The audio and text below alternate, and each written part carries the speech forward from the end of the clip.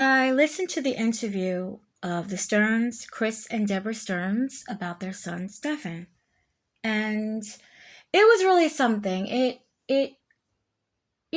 kind of put a different kind of light on things. The situation. If you thought maybe they were behind it, and I don't understand why there was even rumors that they were behind it, but we know that this is the internet, and that's what the internet does.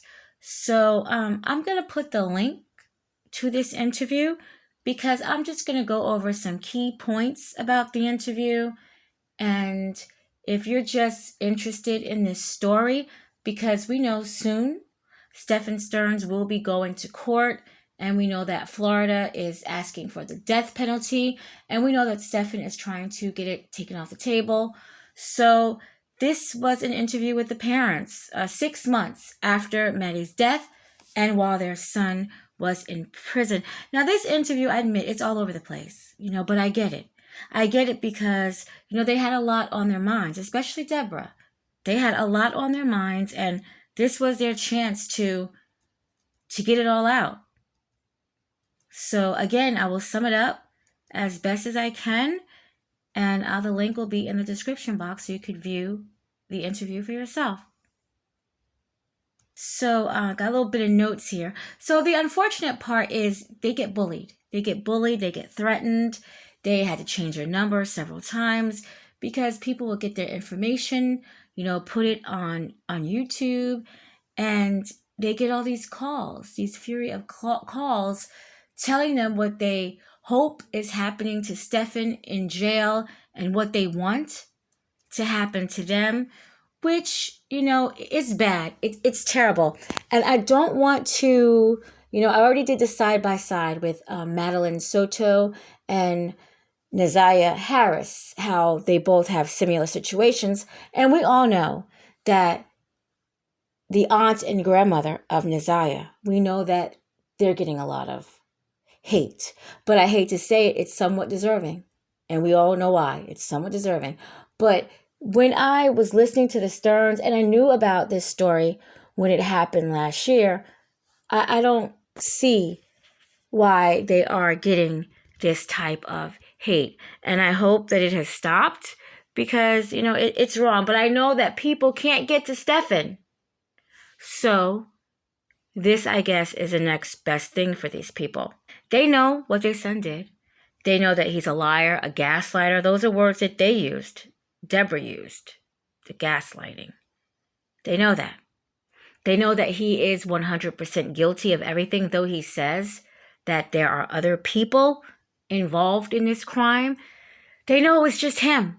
And they know that he's the sole person. Now, as I looked more into that, I believe, now I could be wrong, but I believe because they did say that Stephan was getting extra money, and Stephan doesn't work. So I think maybe a lot of these videos he was maybe even selling. And he probably had it to where customers will say, okay, well, I want you to do this tonight, and I'll pay you this. And he will do it because he's going to get this money. Maybe those are the other people that he feels are involved. But no, they got him. They got him. If there's any other people, I don't know about that right now. They got him. This case is very quiet. It really is very quiet. You can't really hear too much about it. So Debra, like everyone else, we all agree that Jen Soto played a role in this too. And she should not just be let off scot-free. You cannot be that stupid. You can't be that stupid at all. They understand that they will probably never see their son outside of a prison, and they fear that another inmate may kill him. They say it would be easier to mourn his death than to have to go through this. They don't understand why people get upset when, if Debra's putting money on her son's book so he can get, I guess, paper, envelopes, hard candy, it's her money, but people actually get mad that she is trying to look out for her son. And she said, if it was your son, would you? And I mean, she has a point. Maybe some people wouldn't, some people would. Love is supposed to be unconditional.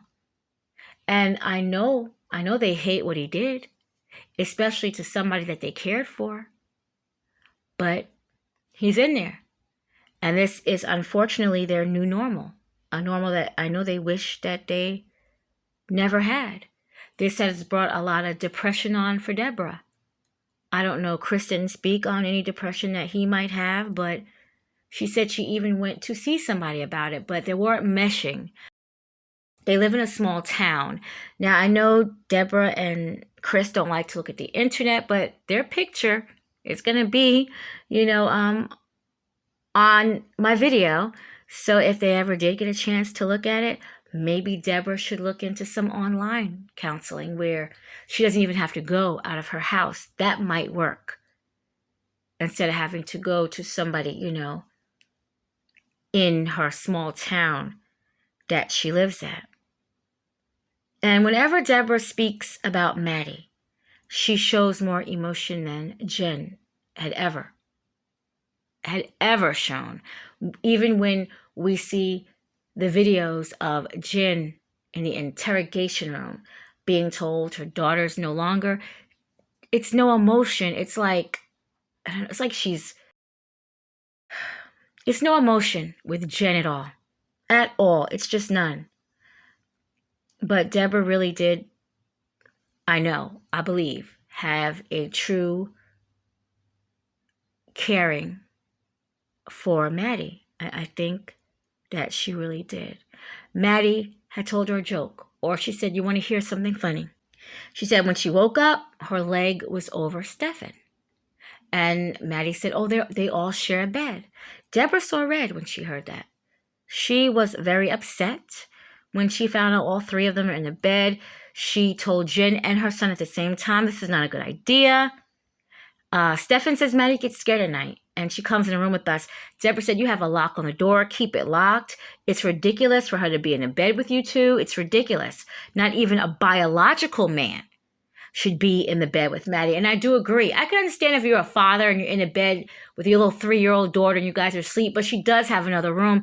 I mean, this little girl never got out the bed. She's a whole 11, 12.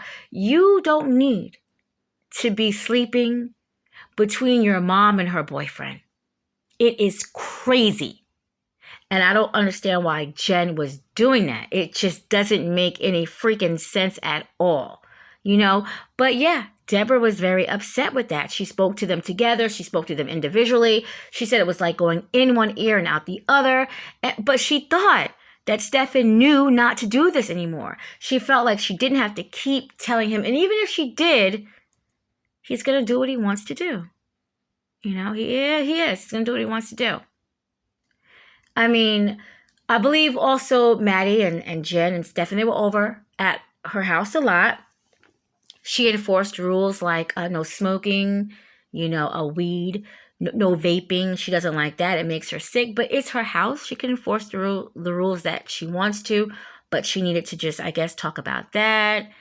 Teaching Maddie how to crochet and cook.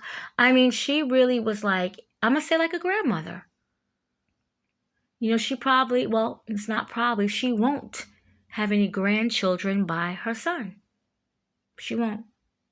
So Maddie was probably the closest thing that she was going to have to a granddaughter. And again, I think she really cared about Maddie. She said she liked Jen. She did not love Jen, but she liked her. They went into, Stephan had some accidents back in the past, in his younger years, like a truck had ran over him and then came back. They backed up on him, and he had to go to the hospital for that. He had a lot going on. He had brain trauma. Situation where he was beaten up really bad and had to defend himself. And the guy that beat him up did get arrested. But, he had a lot of issues, they said, after that. They saw him change, but I guess they couldn't really pinpoint what was going on. But they saw him change. He kept a few friends. He had a small circle. Nothing wrong with a small circle. But he had a small circle. And Debra said she would even help his friends out. But she would get mad when she found out that Stephan was lying to her. So Stephan would lie a lot. Debra said he gaslights. That's the word that she used. He gaslights a lot. And, missing money had came up. Her deceased father's Rolex had came up, and he took it. And we know from the other stories I did, Stephan even had took Maddie's Christmas money. So he's a thief. He's a freaking thief. So we knew that, and she knew that. They said there was an incident with Stephan where he wrecked his car, and they never got the truth about that. And he just kept lying. He was lying all through his younger years, and now he's a whole adult, and he's still lying. He's still lying. Chris even spoke about the night Maddie went missing, and Stephan had said, I had to change my tire, and, he said it was flat, and when Chris had seen, I guess, pictures of the tire, it was just chunks. He says, there's no way he was driving on that tire. And then 90 minutes later, after that conversation, Stephan calls and says Maddie's missing. And Chris said he knew something was wrong right then. He knew that something was wrong. I guess he didn't know it was this, but it just didn't sound right. So they know their child. They know him.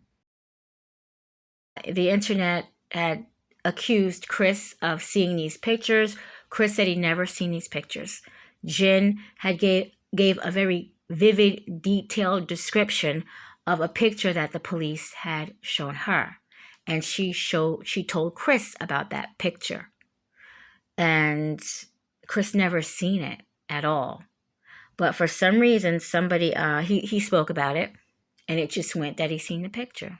And we all know how that escalates to where they think that, I guess he's in cahoots. I guess they was even talking about it was some type of incestuous stuff going on, and that never happened. They spoke about a Hustler magazine that if I heard correctly, that Debra had given to Stephan. I believe, what's so funny?